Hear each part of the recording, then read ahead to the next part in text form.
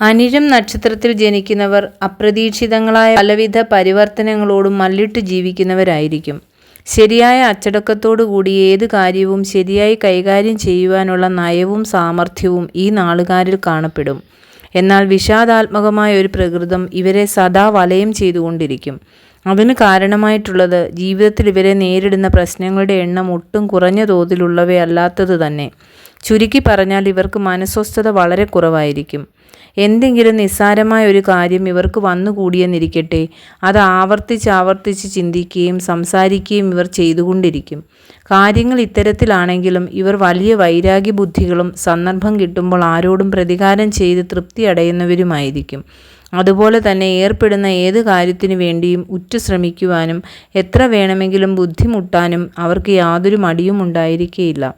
ഇവരുടെ പരിശ്രമത്തിൻ്റെ പോക്ക് ഇത്തരത്തിലാണെങ്കിലും അതിൻ്റെ സുഖകരമായ പര്യവസാനത്തിനോ അനുഭവത്തിനോ തടസ്സമായി എന്തെങ്കിലും ഒരു പ്രതിബന്ധമോ കുഴപ്പമോ അപ്പോഴുണ്ടാകുകയും സാധാരണമായിരിക്കും. അതുകൊണ്ട് ഏതാണ്ട് അനുഭവദോഷികൾ എന്ന പേരിന് ഇവർ കൂടെ പാത്രീഭവിക്കാറുണ്ട്. എന്നാൽ ഇവർ ഒരു കാര്യത്തിലും ഒരിക്കലും പിന്തിരിയുന്നവരല്ല. ചുരുക്കി പറഞ്ഞാൽ അതിയായ പ്രയത്നവും അപൂർവമായി മാത്രമുള്ള ഫലപ്രാപ്തിയുമായിരിക്കും അനിഴം നാളുകാർക്കുള്ള അനുഭവം. ഔദ്യോഗിക വൃത്തിയിലും ബിസിനസ്സുകളിലും ഇവർക്ക് വളരെയധികം ശോഭിക്കാം. അധികാരികളുടെ പ്രീതിക്കും മതിപ്പിനും അനായാസേന പാത്രീഭവിക്കാനും ഇവർക്ക് കഴിയും. സഹോദരങ്ങളെ കൊണ്ടോ കുടുംബജനങ്ങളെ കൊണ്ടോ ഇവർക്ക് പറയത്തക്ക പ്രയോജനങ്ങളൊന്നും സിദ്ധിക്കാനിടയില്ലെങ്കിലും ഇവർ ഹൃദയംഗമായ ഈശ്വരഭക്തിയുള്ളവരും എപ്പോഴും ഈശ്വരസ്മരണയുള്ളവരുമായിരിക്കും. ആരോടും ഒരു ദീർഘകാല സൗഹൃദം പുലർത്തുക എന്നതും ഇവർക്ക് കഴിയുന്നില്ല. ഇവരുടെ ജീവിതം തന്നെ മിക്കവാറും നിസ്സഹായവും തികച്ചും സ്വതന്ത്രവുമായിരിക്കും. ആവേശം നിറഞ്ഞ തീക്ഷ്ണ സ്വഭാവവും അതോടൊപ്പം ശുദ്ധഗതിയും ഇവരിൽ കാണാവുന്ന പ്രത്യേകതകളാണ്. വാദപ്രതിവാദങ്ങളിലും അനാവശ്യമായ മത്സരങ്ങളിലും പങ്കെടുക്കുക, ലഹരി പദാർത്ഥങ്ങൾ ഉപയോഗിക്കുക, അപകടകരമായ പ്രവർത്തനങ്ങളിൽ ഏർപ്പെടുക എന്നിവയിൽ നിന്നെല്ലാം ഇവർ നിശേഷം ഒഴിഞ്ഞു നിൽക്കേണ്ടതാണ്. കാരണം ഇവയെല്ലാം ഇവർക്ക് ചിലപ്പോൾ അപ്രതീക്ഷിതങ്ങളായ ദോഷഫലങ്ങൾ ഉണ്ടാക്കി തീർക്കാവുന്നതാണ്. എന്തൊക്കെ സംഭവിച്ചാലും ഇവർ ഈശ്വരഭക്തിയും ശുഭാപ്തി വിശ്വാസവും ഉള്ളവരാണ്. തികച്ചും ശുദ്ധഗതിക്കാരാണിവർ. പെട്ടെന്നുള്ള തീരുമാനവും ആലോചനാശൂന്യമായ പ്രവൃത്തിയും എന്തും വന്നുകൊള്ളട്ടെ എന്ന പ്രകൃതവും ഇവർക്ക് ചിലപ്പോൾ സാരമായ ജീവിത പരിവർത്തനങ്ങൾക്കിടയാക്കാറുണ്ട്. ഈ നാളുകാർക്ക് പിതാവിനെ കൊണ്ടുള്ള ഗുണം വളരെ വിരളമായി മാത്രമേ ഇരിക്കുകയുള്ളൂ. ചിലപ്പോൾ പിതാവുമായി സാരമായ അഭിപ്രായ ഭിന്നതയിൽ കഴിയുന്നവരും ഇവരിൽ അധികം പേരുമുണ്ടാകും. മാതൃസൗഭാഗ്യത്തിലും ഇവരത്ര ഭാഗ്യവാന്മാരല്ല. സ്വദേശവും സ്വന്തം ഭവനവും വിട്ട് അന്യദേശ സഞ്ചാരത്തിനും താമസത്തിനുമാണ് ഇവരിൽ അധികം പേർക്കും ഇടയാകുന്നത്. ഇവരുടെ ദാമ്പത്യ ജീവിതം മിക്കവാറും തൃപ്തികരമായിരിക്കും. മനസ്സിനിണങ്ങിയതും സ്വഭാവ ഗുണമുള്ളതുമായ ഭാര്യമാരെ ആയിരിക്കും ഈ നാളുകാരുടെ പത്നീപദം അലങ്കരിക്കുന്നത്. സന്താനങ്ങളെ കൊണ്ടും ഇവർക്ക് നല്ല അനുഭവത്തിനിടയുണ്ട്. അനിഴം നാളുകാർ ആരോഗ്യത്തിൽ മിക്കവാറും അനുഗ്രഹീതരായിരിക്കും.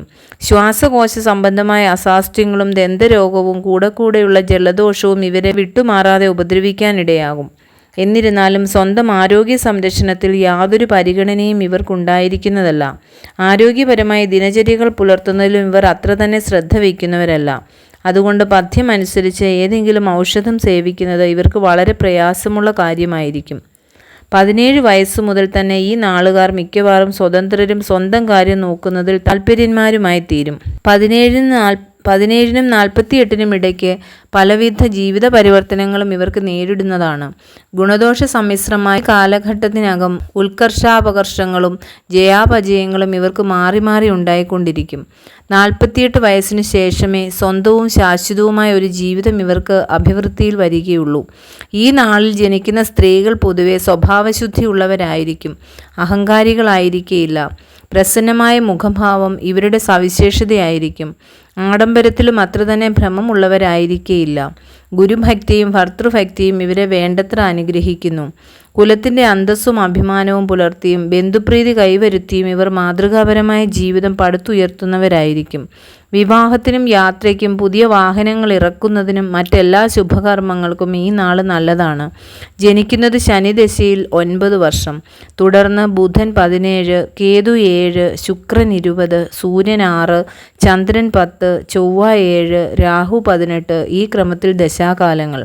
പ്രതികൂല നക്ഷത്രങ്ങൾ: മൂലം, ഉത്രാടം, അവിട്ടം, മകയിരം 2ാം പകുതി, തിരുവാതിര, പുണർദം ആദ്യ 3 പാദങ്ങൾ എന്നിവ ഇവർക്ക് പ്രതികൂലമാണ്. അനിഴം നക്ഷത്ര ജാതകന് 1-ാമത്തെ വയസ്സിലും 4-ലും ചിലന്തിയാലും 7-ൽ ശ്വാസവികാരത്താലും 17-ൽ പട്ടികടിയാലും 22-ൽ സ്ത്രീകളാലും അല്ലെങ്കിൽ കൈവിഷത്താലും 33-ൽ ശത്രുക്കളാലും അല്ലെങ്കിൽ വിഷത്താലും 40-ൽ വയറ്റുവേദനയാലും 65-ൽ മുഴങ്കാൽ വാദത്താലും അല്ലെങ്കിൽ ശിരോവ്യാധിയാലും 65-ൽ ശ്വാസവിമിഷ്ടത്താലും 83-ൽ ശ്വാസവികാരത്താലോ ഉദരവേദനയാലോ അരിഷ്ടതകൾ ഉണ്ടാവാം. ഈ സന്ധികൾ മാറിക്കിട്ടുന്ന പക്ഷം 100-ാമത്തെ വയസ്സിൽ ഇടവമാസം അപരപക്ഷം അഷ്ടമിയും ചൊവ്വാഴ്ചയും കൂടിയ ദിവസം അനിഴം നക്ഷത്രം ഉദിച്ച് 7 നാഴികയ്ക്ക് ആപത്ത് സംഭവിക്കാം.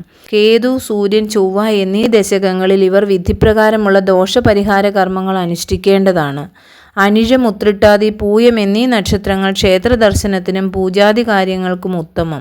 ശനിപ്രീതികരങ്ങളായ കർമ്മങ്ങൾ അനുഷ്ഠിക്കുക, ശാസ്താക്ഷേത്ര ദർശനവും ശിവക്ഷേത്ര ദർശനവും നടത്തുക എന്നിവ അനിഴം നക്ഷത്രക്കാർ മുടങ്ങാതെ ചെയ്യേണ്ടതാണ്. ശനിയാഴ്ചയും അനിഴം നക്ഷത്രവും ചേർന്നു വരുന്ന ദിവസം ശനീശ്വര പൂജ നടത്തുന്നതും ഉത്തമമാണ്.